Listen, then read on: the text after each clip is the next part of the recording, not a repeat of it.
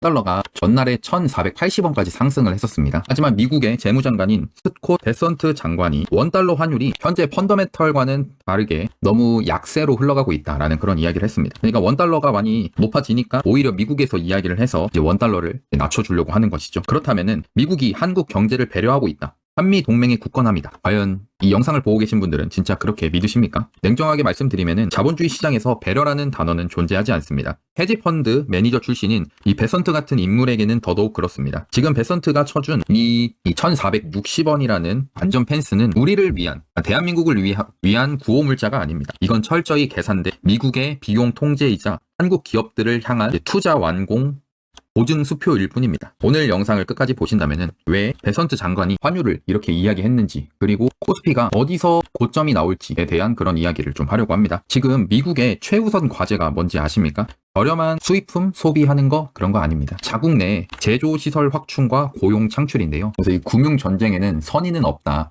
철저한 비용의 외주화라고 해서 표면적으로는 이렇게 이 구두 개입을 통해서 한국의 호의적인 그런 뉘앙스를 보였습니다. 하지만 핵심적으로 봤을 때 인플레이션 통제를 하고, 그다음에 제조 부흥을 하고, 그다음에 마지막에 국채를 방어하는 게 미국의 목적입니다. 예를 들어서 정말로 미국이 이 한국의 호의적이었다라고 하면은 통화 수합을 할 수 있지 않을까라는 생각을 하지만, 그냥 그런 이유가 아니라 이 구두 개입만 했다라는 것은 이런 본질적인 문제가 있었다라는 겁니다. 바로 이 한국 기업들이 투자를 약속한 정부겠지만 3,500억 달러가 있습니다. 삼성, 현대차, SK가 미국 땅에 공장을 짓겠다고 이 수백조 원을 베팅을 했습니다. 한번 생각해 보시면 좋을 게, 기업이 해외 투자를 집행할 때 환율이 1,500원에 육박을 하면 어떻게 될까요? 현지 건설 비용이나 설비 투자 예산은 가만히 앉아서 15%에서 20% 이상 폭증을 합니다. 그러면은 환율 부담을 이기지 못한 이 한국 기업들이 잠깐만, 지금은 좀 너무 비싸니까 공장 건설을 조금 미루자라는 그런 이야기가 나옵니다. 또는 투자를 철회하겠다라는 그런 이야기도 나올 수가 있는데요. 물론 여기서는 이제 리스크가 있겠죠. 원래 투자를 하기로 했는데 투자를 못한다.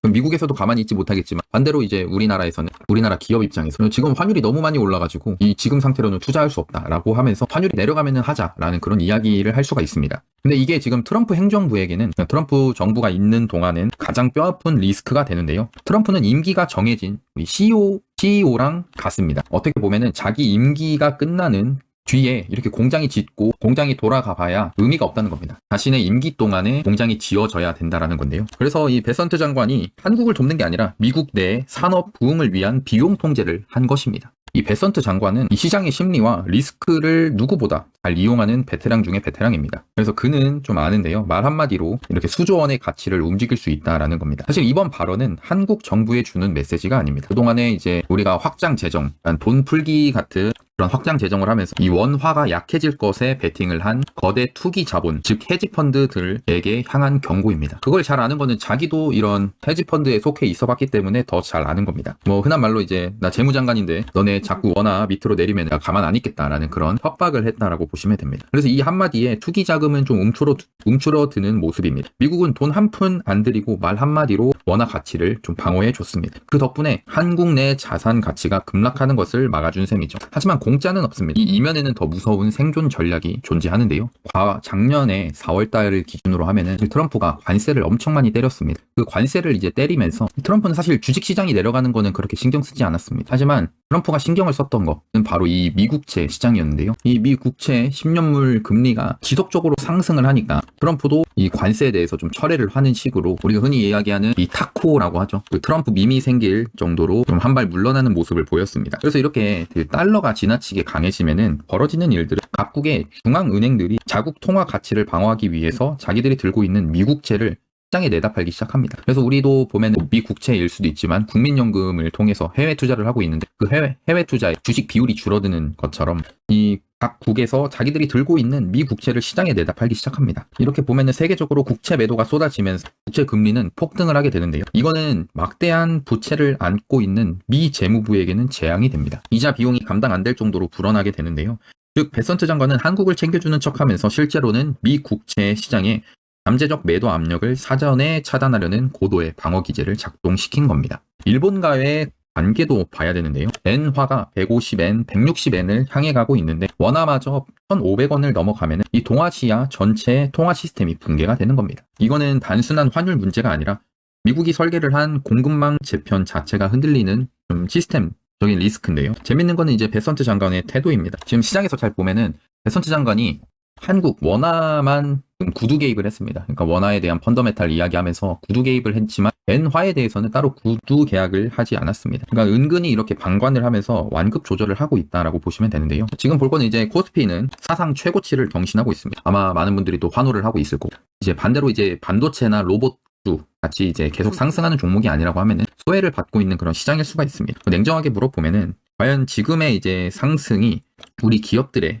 체질 개선이 된 상태로 상승을 한 것인지 또는 외부적인 그런 이슈로 해서 상승을 했는지 좀 봐야 됩니다. 일단은 사실 우리나라 이 지금 코스피를 상승시키는 거는 확실히 이 삼성전자가 크게 상승을 하고 SK하이닉스 같이 이제 반도체 종목들이 상승을 하기 때문입니다. 하지만 이렇게 코스피도 계속 상승을 하다가도 결국 이 밑에서부터 샀던 개인들이나 기관이든 외국인도 결국에는 차익 실현을 할 것이다라는 겁니다. 저는 제가 생각할 때는 지금이 이제 코스피 좀 조심해야 되는 타이밍이다라고 생각을 하는데요. 그 이유는 좀 두 가지로 봅니다. 일단 RSI 지표는 이 80을 좀 넘어가는 순간, 이렇게 80을 넘어갈 때 보통 조정이 좀 오는 편입니다. 이때도 마찬가지로 RSI 80을 넘어가면서 조정이 오게 되었고요. 그다음에 다른 곳에서도 RSI 80을 넘으면은 좀 조정이 나오는 모습이었습니다. 이거는 이제 현재 시장이 사람들이 과매수, 그러니까 매수를 많이 하고 있다라는 그런 모습에서 이렇게 급등을 하고 있지만 결국 이런 자리에서는 좀 한풀 꺾이는 모습들이 나타난다는 겁니다. 그리고 두 번째는 지금 보고 계신 거는 이제 코스피 이 차트를 이 트레이딩 뷰로 나눈 겁니다. 지금 또 보면은 이 장기 채널이라는 걸 하나 만들었는데요. 이 장기 채널을 기준으로 했을 때 지금 이제 월봉입니다.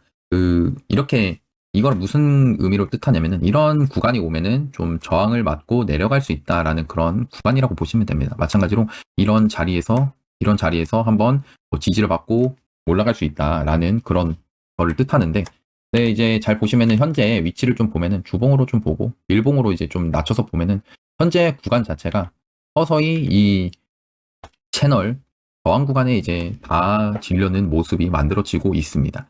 이런 모습을 봤을 때 일단은 한번 이 머리 위에 저항이 있기 때문에 조금 조정에 대한 그런 생각을 좀 가져야 된다라는 게 제 생각입니다. 그래서 다시 이제 이 달러로 돌아가서 통제된 운동장이라고 해서 자본은 이제 미국으로 흘러야 한다라는 겁니다. 미국의 목표는 한국과 일본이 환율 전쟁으로 이제 서로 공멸하는 게 아니고 두 나라의 자본이 미국으로 들어와서 공장을 짓게 하는 게 목표인 겁니다. 그래서 지금 보면은 사실 미국에서 하고 있는 거는 좀 전략적인 유예 기간이다라고 보시면 되는데요. 우리는 이제 투자 약속을 대가로 환율이라는 안전판을 얻은 겁니다. 다만 이거는 조건부 유예 기간을 의미하는데 이 미국 환율 방어막이라고 이렇게 쳐져 있는 게 나중에 미국이 인플레이션 억제를 위해 다시 이제 달러가 강해지는 그런 카드를 꺼내게 되면은 결국 우리는 이 미국이라는 나라를 믿고 했을 때 그때는 환율 방어가 되지 않는다라는 겁니다. 그래서 이 유예 기간 동안 한국 기업들이 실질적인 성장을 증명하지 못한다면 이 앞에서 말했던 미국의 구두 개입 마법이 풀리는 순간 시장은 매우 고통스러운 조정을 겪을 수가 있습니다. 자본은 결코 다정하지 않습니다. 그들은 오직 이익과 생존을 위해서 움직입니다. 그래서 이 영상을 보고 계신 분들은 그 움직임의 결과를 이제 다 지나고 나서 보시겠습니까? 아니면은 미리 일어나기 전에 미리 대비를 해서 수익을 내시겠습니까? 현재 1월 18일까지 무료로 전자책을 배포하고 있습니다. 이 이후에는 유료 전자책으로 배포할 예정이고요. 그래서 이렇게 시장의 노이즈를 걷어내고 이 차트의 흐름을 배우고 싶으신 분들 고정 댓글에 있는 이 전자책을 다운로드 받으시면 됩니다. 그럼 영상 봐주셔서 감사하고 이 영상이 도움이 되셨다면 구독하고 좋아요, 알람 설정까지 누르시면 감사하겠습니다. 감사합니다. 바닥이었습니다.